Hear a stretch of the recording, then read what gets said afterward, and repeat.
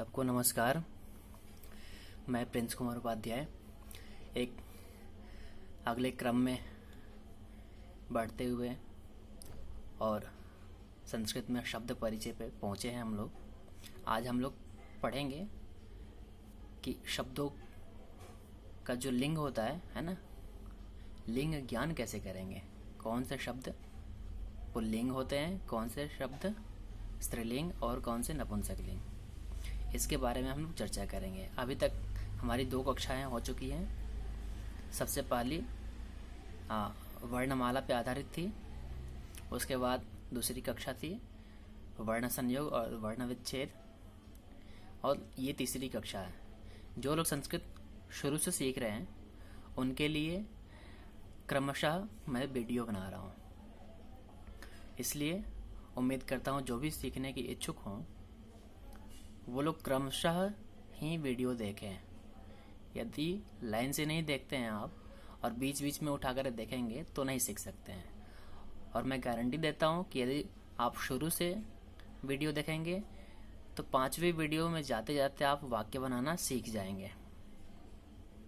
5वीं वीडियो में आप सरल सरल वाक्य बनाना सीख जाएंगे। और यदि आप बीच बीच में देखते हैं तो मुझे नहीं लगता है कि आप सीख पाएंगे। मैं आप लोगों के लिए ही मेहनत कर रहा हूँ। उम्मीद करता हूँ आप लोग देखेंगे और मेहनत करेंगे।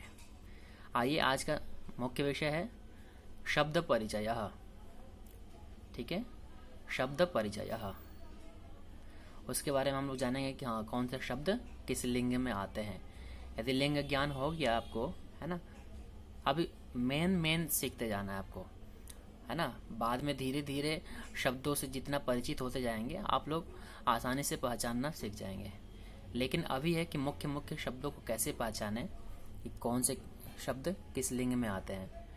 उसी के अनुसार हम सर्वनाम शब्द यूज करेंगे, है ना। इसीलिए मैं शब्द परिचय करा रहा हूँ इस क्लास में। बहुत इंपॉर्टेंट टॉपिक है। एक क्लास में आपको तीनों लिंगों का ज्ञान कराएंगे। आइए, शब्द परिचय। शब्द यानी संज्ञा। देखिए, आप लोगों को पता होगा, हिंदी में भी पढ़े होंगे, किसी भी व्यक्ति, वस्तु या स्थान के नाम को हम संज्ञा कहते हैं। चाहे कोई भी नाम है ना, कोई भी वस्तु का नाम है, स्थान का नाम है या किसी व्यक्ति का नाम है, हम उसको क्या बोलते हैं? संज्ञा शब्द बोलते हैं। इन संज्ञा शब्दों को संस्कृत भाषा में 3 लिंगों में बांटा जाता है। जो भी हम शब्द पढ़ते हैं, है ना, किसी जगह का नाम बोल रहे हैं, किसी वस्तु का नाम बोल रहे हैं या व्यक्ति का नाम बोल रहे हैं, है ना, इन संज्ञा शब्दों को ही संस्कृत भाषा में कितने लिंगों में बांटा गया? 3 लिंगों में बांटा गया है। ठीक है, कौन कौन से लिंग है जी? देखिए, पुल्लिंग, फिर स्त्रीलिंग और नपुंसकलिंग। ये तीनों आप लोग स्क्रीन पर देख पा रहे होंगे। सबसे पहला है पुल्लिंग, दूसरा स्त्रीलिंग और तीसरा नपुंसकलिंग। मैक्सिमम लोग आप लोग लिंगों से परिचित होंगे, लेकिन संस्कृत में कुछ कुछ कहीं कहीं अलग अलग होता है। इसलिए आप इस पर ध्यान देंगे और समझने का प्रयास करेंगे। कोई ज़रूरी नहीं कि एक ही कक्षा में आपको समझ में आ जाए। बार बार आप रिवीजन करते रहेंगे तो आप परिपक्व हो जाएंगे। आइए हम देखते हैं, जब भी आपसे पूछा जाएगा कि हाँ, संस्कृत में लिंग कितने होते हैं, तो आपके जवाब क्या होने चाहिए? 3। कौन कौन से? पुल्लिंग, स्त्रीलिंग और नपुंसकलिंग। अब देखते हैं कि संस्कृत भाषा में कितने लिंग होते हैं। अभी बताया था मैं 3। कौन कौन से? पुल्लिंग, स्त्रीलिंग और नपुंसकलिंग। लेकिन हिंदी भाषा में क्या होता है? सिर्फ 2 ही लिंग होते हैं। हिंदी भाषा में केवल 2 ही लिंग होते हैं, पुल्लिंग और स्त्रीलिंग। वहां पर नपुंसकलिंग नहीं होता है। ठीक है, ये ध्यान रखेंगे। आइए, अब हम बिना टाइम वेस्ट किए टॉपिक पे पहुंचते हैं। अब हम लोग कैसे पहचानेंगे कि कौन सा शब्द किस लिंग के अंतर्गत आएगा, है ना। कोई भी हमारे पास में शब्द है, हम कैसे पहचानें कि उसको हम पुल्लिंग में डालें, स्त्रीलिंग में डालें या नपुंसकलिंग में डालें, तो उसी के बारे में आप जानेंगे। ठीक है, सबसे पहला पुल्लिंग शब्द देखिए बहुत तरीके के होते हैं। और जिसके अंत में होता है उसको बोलते हैं अकारांत, है ना। जिसके अंत में ई हो तो इकारांत, जिसके अंत में ऊ हो तो उकारांत, है ना। जिसके अंत में री हो तो रिकारांत। ठीक है, तो कई प्रकार से शब्द होते हैं। यहाँ पे मैं लिखा हूं अकारांत, यानी अ अंत में हो, जिस शब्द के अंत में अ हो उसको बोलते हैं अकारांत। ठीक है, अब हम लोग अकारांत पुल्लिंग शब्द पढ़ेंगे।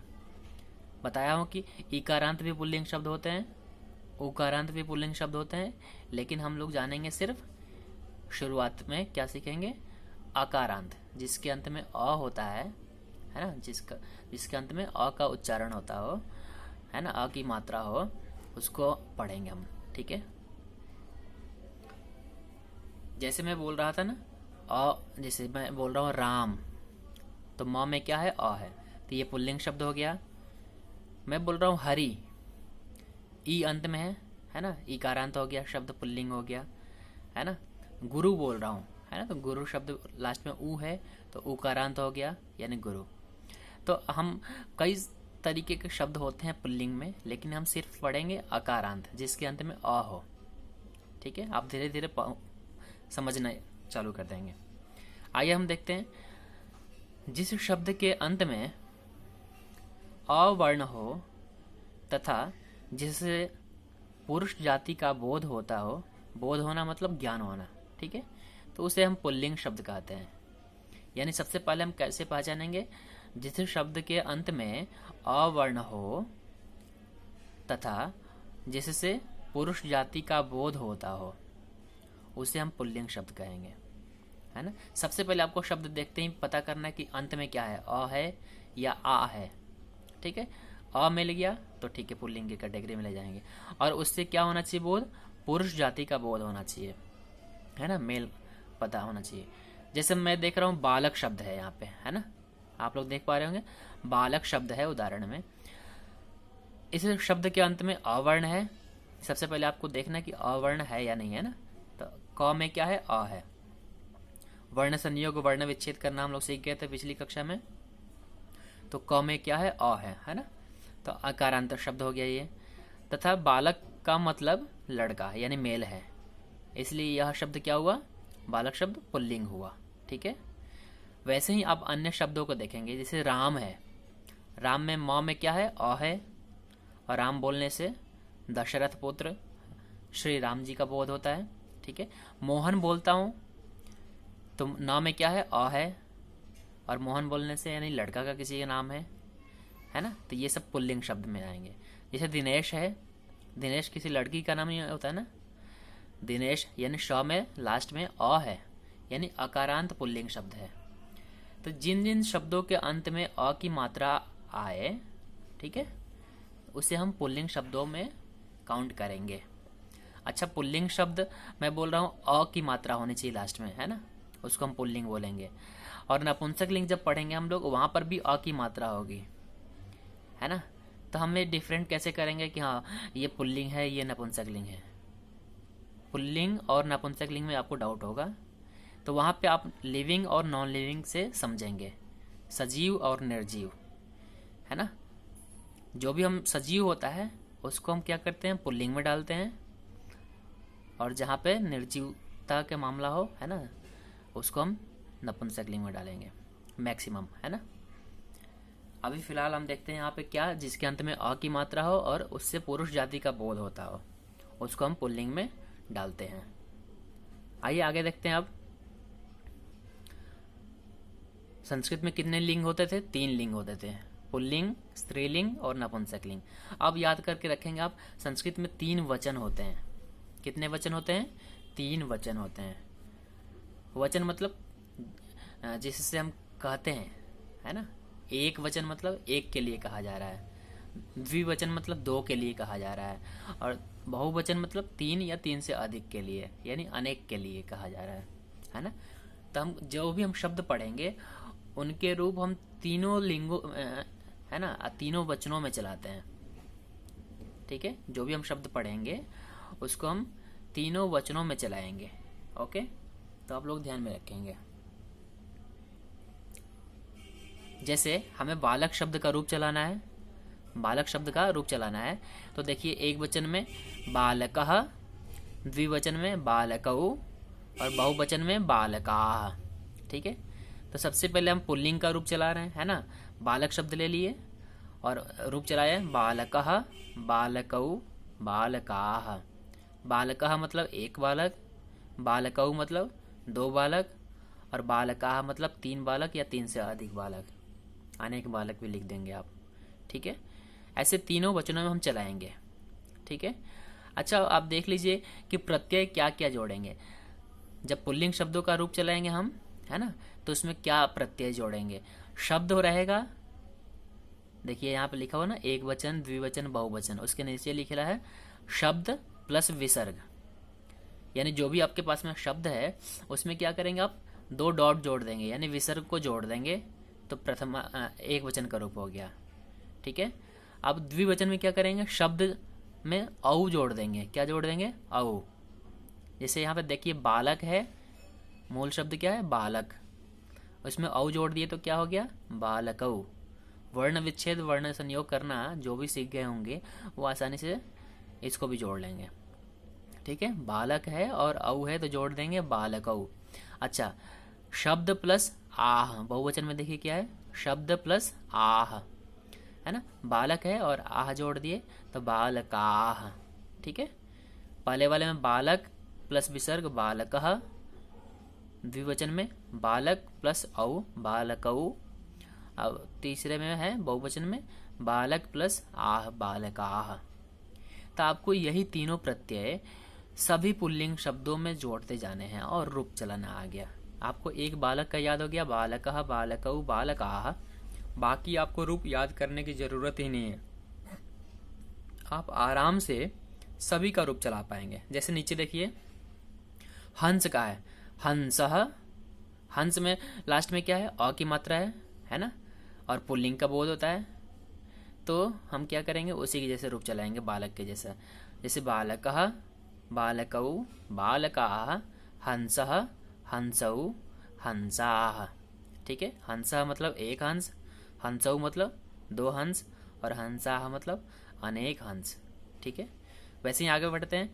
शुकः, शुक मतलब तोता, है ना, पैरोट। तो शुक जब बोल रहे हैं तो क है, लास्ट में अ है ना, अ की मात्रा है और पुल्लिंग का बोध हो रहा है, तो हम क्या करेंगे, इसको पुल्लिंग में ही डालेंगे ना। अब रूप चलाएंगे कैसे, बालक के जैसे ही, बालकः, बालकौ, बालकाः, शुकः, शुकौ, शुकाः। ऊपर वाला प्रत्यय ही जोड़ते जाना है आपको, है ना। पहले वाले में क्या करना है, विसर्ग, दूसरे वाले में औ की मात्रा और तीसरे वाले में आह की। ठीक है, शुकः, शुकौ, शुकाः। ठीक है, आगे बढ़ते हैं, कुछ और उदाहरण देखते हैं। जितना अधिक आप बोल बोल के करेंगे अभ्यास उतना आएगा आपको, है ना, स्पष्ट होता जाएगा। जैसे घट का है, घट मतलब घड़ा होता है। ठीक है, ट है लास्ट में, ट में क्या है, अ है ना, घड़ा, पुल्लिंग का बोध हो रहा है।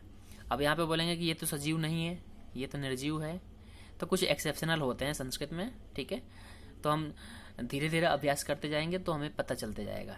मैक्सिमम तो मैं जो बताया हूँ, है ना, सजीव और निर्जीव को ही फॉलो करना है, और एक्सेप्शनल कहीं भी अपवाद रूप में कहीं आता है तो आप उसको याद कर लेंगे।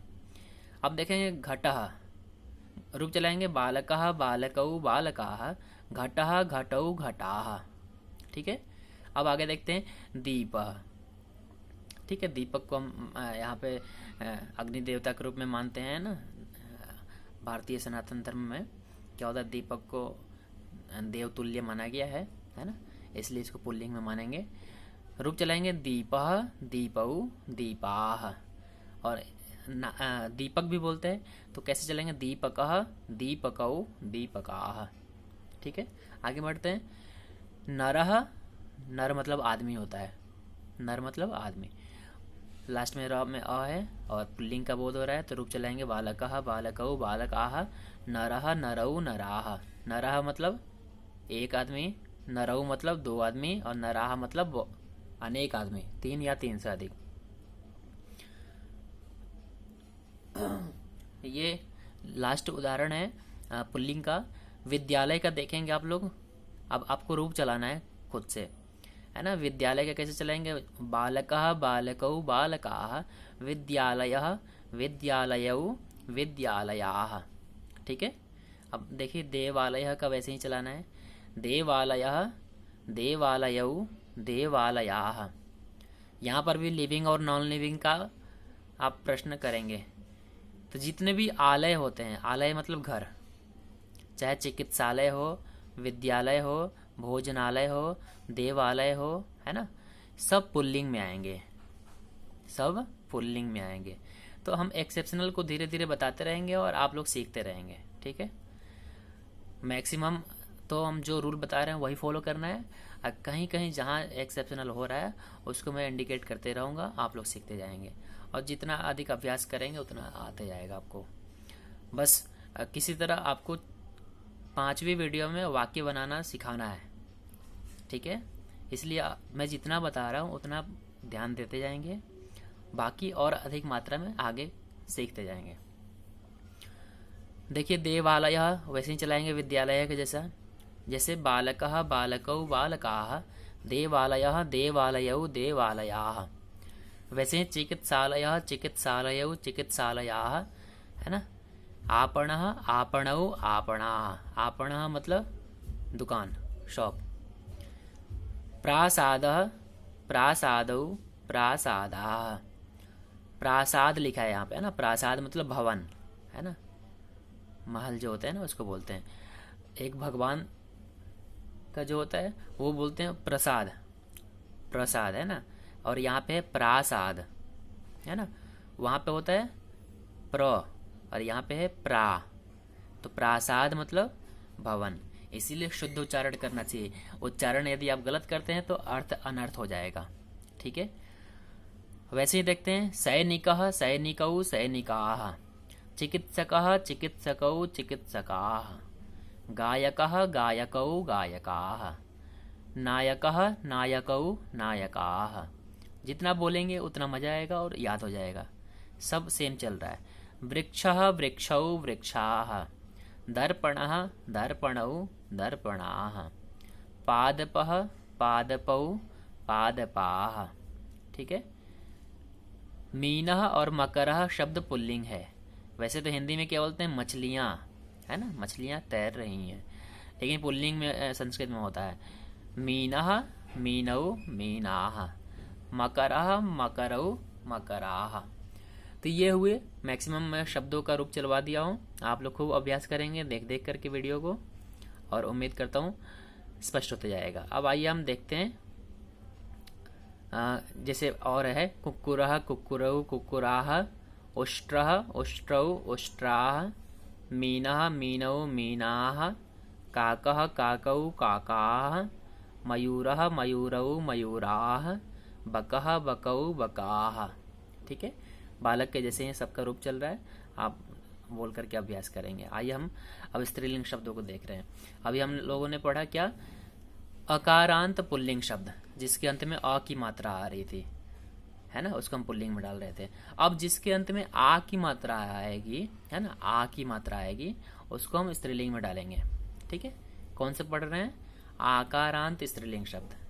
जैसे मैं बताया था ना आपको कि जिसके अंत में अ है उसको पुल्लिंग बोलते हैं, जिसके अंत में ई है उसको भी पुल्लिंग बोलते हैं, है ना। जैसे हरि था, जिसके अंत में ऊ है उसको भी बोल रहे थे पुल्लिंग में। वैसे ही इसमें भी होता है ना, आकारांत स्त्रीलिंग होता है, इकारांत स्त्रीलिंग होता है ना। जैसे बुद्धि शब्द है, ई है, नदी है, ई है, तो सभी स्त्रीलिंग है। लेकिन हम लोग सिर्फ यहाँ पे आकारांत स्त्रीलिंग शब्दों को ही जानेंगे।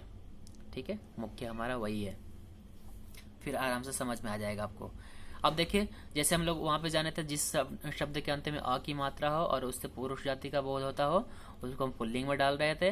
अब यहाँ पे है जिसके अंत में आ वर्ण हो, क्या हो, आ वर्ण। कोई भी शब्द है उसके अंत में क्या होना चाहिए, आ होना चाहिए, है ना, आ अक्षर है, और उससे क्या किस चीज़ का बोध हो रहा है, स्त्री जाति का बोध होता हो, है ना, बोध होता है मतलब ज्ञान होता हो, उसी को हम स्त्रीलिंग में डालेंगे। जैसे यहाँ पर देखिए बालिका शब्द है, क्या है, बालिका, है ना। बालिका के अंत में क्या है, इस शब्द के अंत में क्या है, आ की मात्रा है, क्या है, आ की मात्रा है। ठीक है, और इसका मतलब क्या हुआ, लड़की हुआ, बालिका मतलब लड़की, इसलिए यह शब्द क्या हुआ, स्त्रीलिंग हुआ, है ना। अन्य शब्द देखिए, जिसे राधा बोल रहा हूँ, नियम क्या है हमारा, शब्द के अंत में क्या होना चाहिए, आ होना चाहिए, आ। राधा में क्या है, आ है, और राधा बोलने से किसी और का बोध नहीं होता है ना, स्त्रीलिंग का ही बोध होता है, स्त्री जाति का बोध होता है, इसलिए राधा शब्द स्त्रीलिंग है। वैसे ही गीता, माला, छात्रा, छात्रा में भी लास्ट में क्या है, आ है ना, छात्रा मतलब लड़कियां, है ना। आगे देखिए, इन सभी शब्दों में क्या है, सभी शब्दों को क्या रखेंगे, स्त्रीलिंग शब्दों में रखेंगे। अब इनके रूप कैसे चलाएंगे, जैसे पुल्लिंग में चला रहे थे ना, बालकः, बालकौ, बालकाः। अब यहाँ पर भी देख लीजिए, शब्द प्लस माइनस, यानी एक वचन में क्या करना है आपको, सिर्फ शब्द उठा करके डाल देना है। जैसे बालिका है तो बालिका, राधा है तो राधा, सीता है तो सीता, उसमें कुछ डॉट इत्यादि नहीं लगाना है। अच्छा, द्विवचन में देखिए क्या करना है, द्विवचन से आ की मात्रा हटाएं और शब्द में क्या करें, ए की मात्रा लगाएं। यानी जैसे मैं बोल रहा हूँ बालिका शब्द है, तो उसमें क्या करना है, लास्ट में आ हटा दीजिए, आ को हटा करके क्या करना है आपको, ए डाल देना है, यानी बालिके। और लास्ट में क्या है बहुवचन में, शब्द प्लस विसर्ग, जैसे बालिका शब्द है और विसर्ग डाल दिया तो क्या हो गया, बालिकाः। फिर से एक बार बताता हूँ, बालक शब्द है एक वचन में क्या करेंगे, बालिका शब्द है एक वचन में, है ना, और कुछ नहीं जोड़ना है, माइनस लिखा हुआ है, यानी बालिका लिख दिए। द्विवचन में क्या करना है, बालिका में आ की मात्रा है उसको हटा देना है और ए जोड़ देना है, तो बालिके हो गया। एक वचन में हुआ बालिका, द्विवचन में बालिके, और बहुवचन में क्या होगा, बालिका शब्द में विसर्ग जोड़ देना है, तो बालिकाः, बालिका, बालिके, बालिकाः। ठीक है, वैसे ही रूप चलाते जाइए आप लोग। देखिए, महिला, महिला में क्या है, लास्ट में आ की मात्रा है, और वुमेन है ना, महिला, स्त्रीलिंग का बोध हो रहा है। महिला, महिले, महिलाः, महिला मतलब एक महिला, महिले मतलब दो महिलाएं, और महिलाः मतलब अनेक महिलाएं। ठीक है, वैसे ही चलाएंगे। अध्यापिका, स्त्रीलिंग है टीचर्स के लिए, तो अध्यापिका, अध्यापिके, अध्यापिकाः। ठीक है, वैसे ही रूप चलाते जाएंगे, जितना रूप चलाएंगे मजा आएगा और समझ में आएगा। गायिका, गायिके, गायिकाः। मूल शब्द क्या है, गायिका, लास्ट में क्या है, आ की मात्रा आ रही है ना।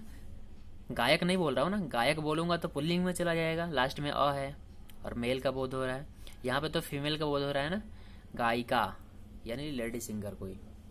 ठीक है, तो गायिका, गायिके, गायिकाः।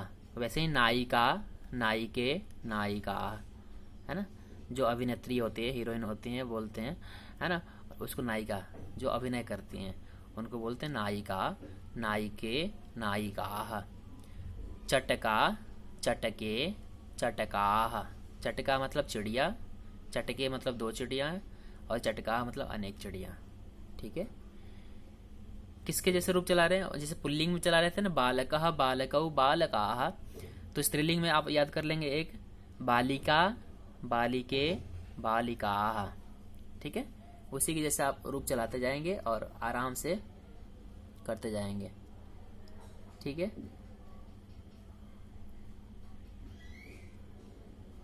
ठीक है, इतना समझ में आ गया। अब आगे देखते हैं हम लोग। वैसे ही बालिका के जैसे ही रूप चलाएंगे, वर्तिका, वर्तिके, वर्तिकाः, है ना, वर्तिका मतलब बत्तख।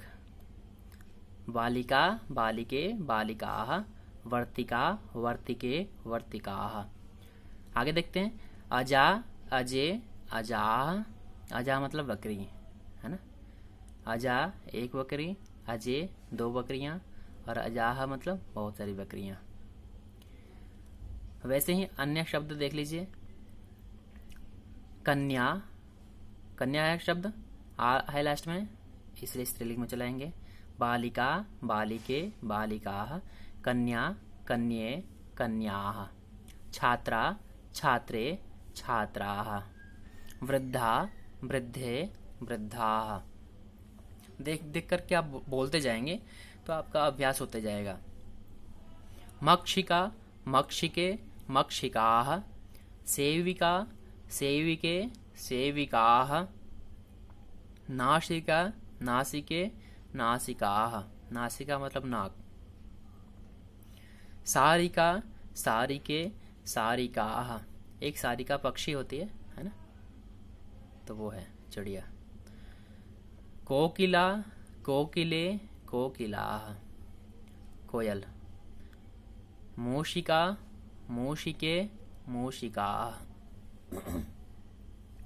मूषकः मतलब चूहा और मूषिका मतलब चूहिया। ठीक है, आप लोग उसका अभ्यास करेंगे खूब। अब आइए हम नपुंसक लिंग में चलते हैं। ये अंतिम है हमारा। पुल्लिंग शब्दों में हम लोगों ने देखा था जिसके अंत में अ की मात्रा हो, है ना, उसको आकारांत बोलते थे और उससे पुरुष जाति का बोध होता है ना। लेकिन यहाँ पे क्या है, जिस शब्द के अंत में अवर्ण हो तथा जिससे न तो पुल्लिंग का बोध होता हो और न ही स्त्रीलिंग जाति का बोध होता हो, उसी को हम नपुंसक लिंग में डालते हैं। ठीक है, उसी को हम नपुंसक लिंग शब्द कहते हैं। जो शब्द न पुल्लिंग हो और न स्त्रीलिंग हो, है ना, और अ की मात्रा हो लास्ट में, उसको हम नपुंसक लिंग में डालेंगे। जैसे देखिए आप लोग, फल शब्द है, यहाँ पे क्या है, फल शब्द है ना।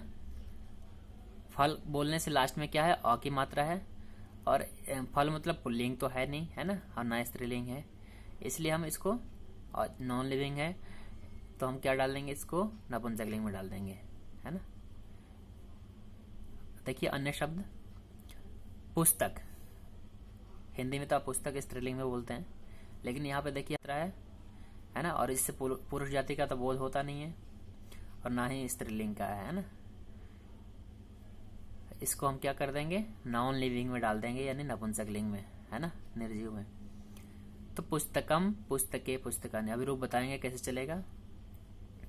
तो वैसे ही जल देखिए, जल, है ना, जल में लास्ट में क्या, अ की मात्रा है और नपुंसक लिंग में डालेंगे। धन है, धन भी लास्ट में क्या है, अ की मात्रा है ना, और नॉन लिविंग है, इसलिए इन सभी शब्दों को हम क्या करेंगे, नपुंसक लिंग में डाल देंगे। ठीक है, अब आगे देखते हैं कैसे रूप चलाएंगे इसका। ये सबसे आसान होता है बच्चों के लिए। क्या करना है, सबसे पहले एक वचन में शब्द प्लस म हलंत रहेगा।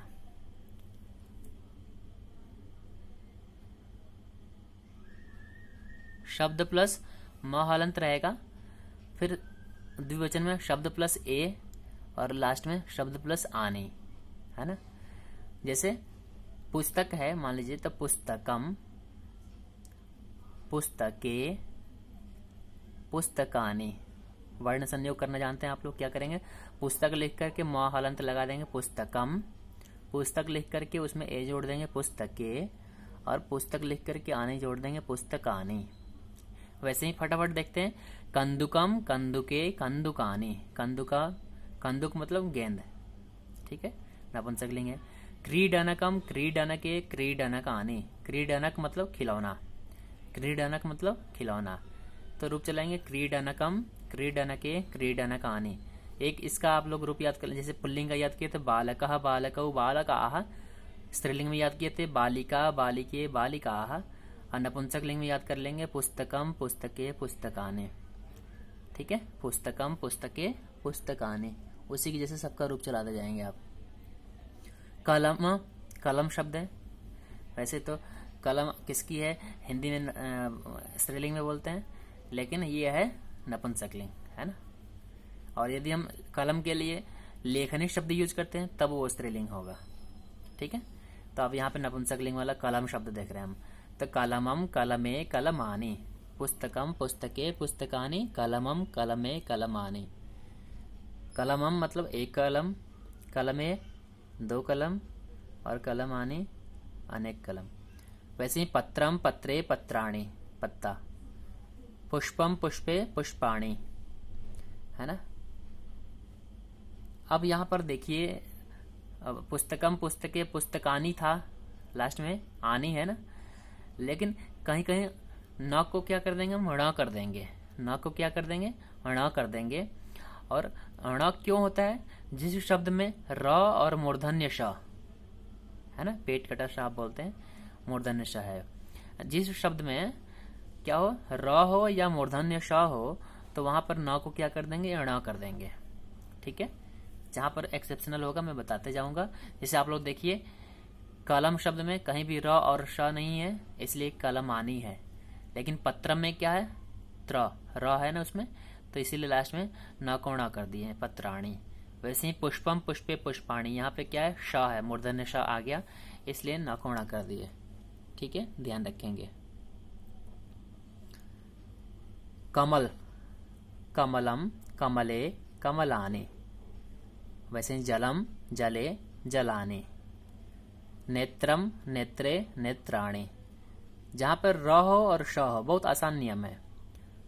जहाँ पर र हो और श हो वहाँ पर न को क्या कर देंगे, ण कर देंगे। देखिए नेत्र में क्या है, र है, नेत्र, र बोल रहे हैं, इसलिए न को क्या कर दिए, ण कर दिए। आगे देखिए, न को ण करने वाला नियम मैं कमेंट बॉक्स में पिन करके डाल दूंगा, आप लोग उससे देख सकते हैं, स्पष्ट हो जाएगा। वैसे ही देखिए आगे, दुग्धम दुग्धे दुग्धाने। ठीक है, फलम फले फलाने, बोलते जाइएगा आप लोग, फलम फले फलाने। शाकम शाके शाकाने। अन्नम अन्ने अन्नाने। आम्रम आम्रे आम्राणी। यहाँ पे अणा हो जाएगा, क्यों, क्योंकि आम्र में र की मात्रा है। आम्रम मतलब आम। नारिकेलम नारिकेले नारिकेलाने। ठीक है, तो नारिकेलाने। यहाँ पे कहेंगे र को, र तो है, नारी में र है, तो नारिकेलानी क्या है ना। यहाँ पे अणा क्यों नहीं हुआ, तो मैं उसको कमेंट बॉक्स में लिख देता हूँ, और कुछ एक्सेप्शनल नियम है उसको आप समझ जाएंगे। ठीक है, दाडिमम दाडिमे दाडिमाने, अनार। जम्बू फलम जम्बू फले जम्बू फलाने, जामुन। अमृत फलम अमृत फले अमृत फलाने। फलम फले फलाने जोड़ दे रहे हैं बस उसमें, है ना। आगे देखेंगे कुछ और उदाहरण, बस उतना ही था उदाहरण, है ना, उसका अभ्यास करेंगे। कुछ अभ्यास है तो मैं प्रश्न करता हूँ, संस्कृत भाषा में लिंग होते हैं, कितने होते हैं, 2 होते हैं, 1 होते हैं या 3 होते हैं। आपको पता होगा, आप कमेंट बॉक्स में आंसर जरूर देंगे। और आपके लिए मैं बता देता हूँ, संस्कृत भाषा में लिंग 3 होते हैं, पुल्लिंग, स्त्रीलिंग और नपुंसकलिंग। संस्कृत भाषा में वचन कितने होते हैं, 2, 3 या 1। तो वचन भी कितने होते हैं, 3 ही होते हैं। कौन कौन से, एक वचन, द्विवचन, बहुवचन। तीसरे प्रश्न पे आते हैं हम लोग। जिस शब्द के अंत में अ हो तो उसे शब्द कहते हैं, क्या कहते हैं, अकारांत पुल्लिंग या आकारांत पुल्लिंग। यहाँ पे 2 ही ऑप्शन है, दोनों में से आपको चूज करना है। जिसके अंत में अ हो उसको क्या कहेंगे, अकारांत पुल्लिंग कहेंगे या आकारांत पुल्लिंग बोलेंगे। ठीक है, तो आकारांत तो पुल्लिंग होता ही नहीं है, आकारांत पुल्लिंग बोलेंगे। चौथा देखिए, जो शब्द पुल्लिंग व स्त्रीलिंग दोनों में नहीं आते हैं वे क्या कहलाते हैं, अन्य लिंग कहलाते हैं या नपुंसक लिंग। 3 ही लिंग होता है हमारे पास में, अन्य लिंग तो होता नहीं है ना, तो नपुंसक लिंग होगा। यह शब्द रूप है ना, आपको देखना है, और 3 लिंगों का है, आपको देख करके चलाने का प्रयास करना है। जैसे छात्र है, पुल्लिंग है, शिक्षक है, पुल्लिंग है, नासिका स्त्रीलिंग है, चटका स्त्रीलिंग है, पुस्तक नपुंसक लिंग है। तीनों का रूप चला देना आपको, कैसे, छात्रः छात्रौ छात्राः, शिक्षकः शिक्षकौ शिक्षकाः, नासिका नासिके नासिकाः, चटका चटके चटकाः, पुस्तकम पुस्तके पुस्तकानि। आप लोग देखेंगे, अभ्यास करेंगे पिछला उदाहरण, तो ऑटोमेटिक ये कर पाएंगे।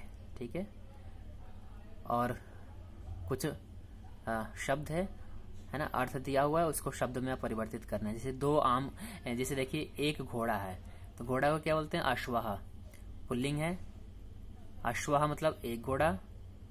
बालकः बालकौ बालकाः, अश्वः अश्वौ अश्वाः। वैसे ही तीनों में चलाना है। तो एक वचन में 1 के लिए होता है, 1 घोड़ा के लिए मैं लिख दिया हूँ अश्वः।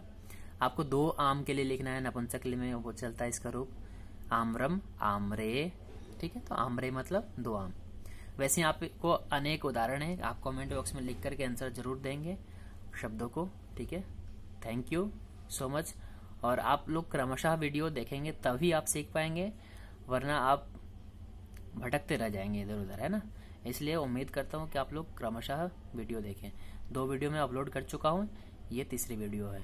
ठीक है, 5वीं वीडियो में आप वाक्य बनाना सीखेंगे। ठीक है, और